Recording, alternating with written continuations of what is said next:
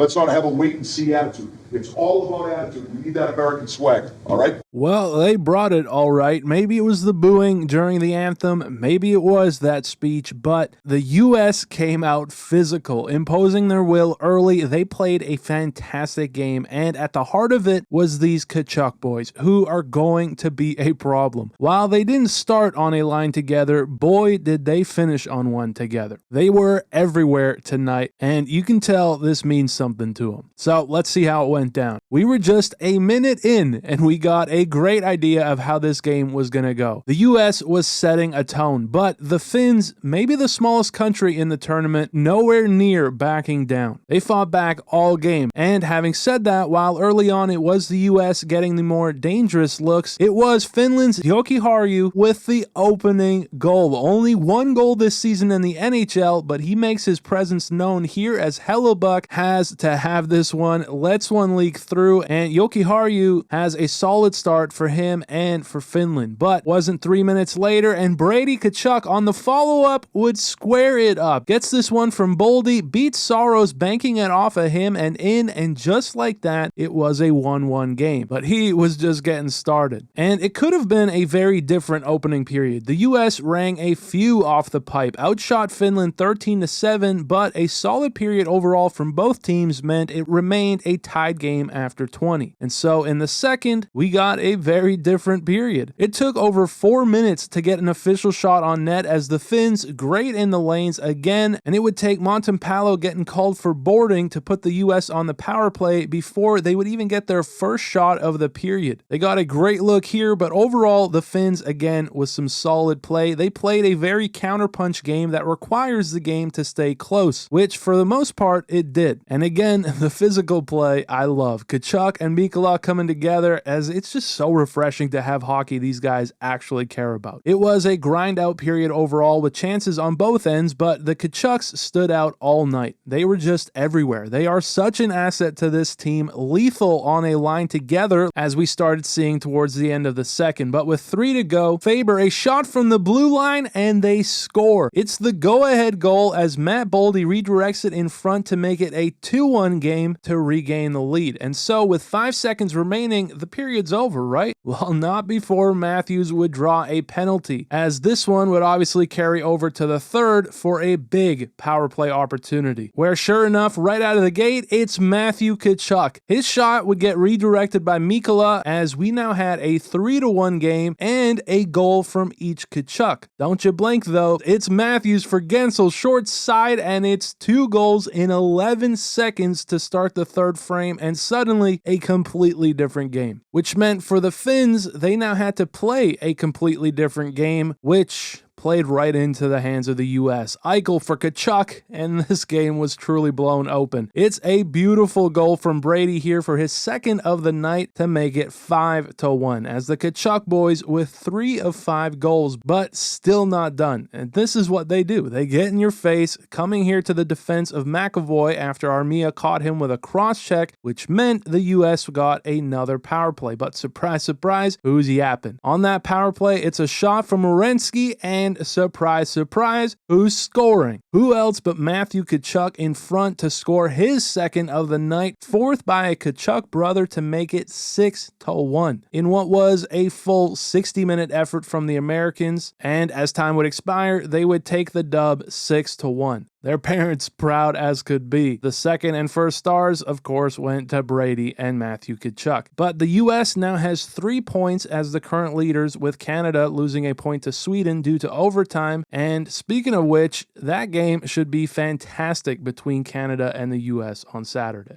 It's going to be the biggest game that I've ever played in my career, so yeah, the excitement's going to be an all-time high. And then just quickly, I want to thank you guys so much for getting me to 90,000 subscribers. We are so close to 100, I can taste it, which, of course, when we get there, I'll be setting up that jersey giveaway, so if you haven't subscribed, please consider doing so. And yeah, thank you for watching. I appreciate it very much. I'll see you in the next one.